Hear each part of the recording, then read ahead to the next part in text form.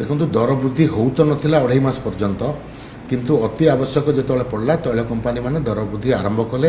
एवं जहाँ एनालिस्ट मानकर आकलन जे यही स्थिति रे जदि युद्ध ये चालू थाए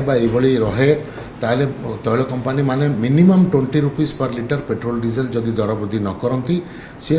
तो आगु को तैल किणवाई संकट हो पाए से जदि 8 टंका पखापाखि दर वृद्धि हो सारी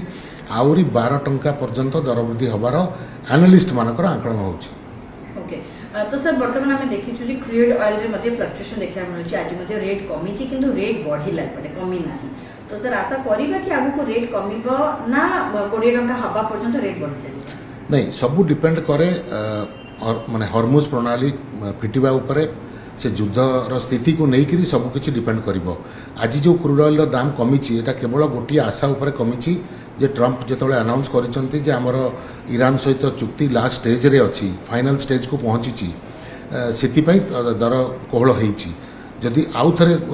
जहाँ खबर एवं आसुची ईरान कहूँ आमर एभली कौन चुक्ति फाइनल स्टेज को आसी ना ताले फिर आपड़ संध्या सुधा देखिए क्रूड ऑयल दाम बढ़ी जाइथिबो। सो ये फ्लक्चुएशन तो दैनंदिन हम किंतु तैल कंपानी हानि जोटा अच्छी सी कंटिन्यूअसली हो चली। सो एबे जहाँ तैल कंपानी निष्पत्ति नहीं थिबो 20 टंका पर्यंत जदि आदाय न करती ताले तैल किणवाक असुविधा हम एवं आम मानक तैल मिलवाक असुविधा हम से जोटा देश हितरे से भली डिसीजन नहीं सी आगामी दिन में निष्पत्ति नेबे जदि तैल दर कोहल रहे आउ ईरान आउ भितर गोटे चुक्ति भली परिस्थिति आसे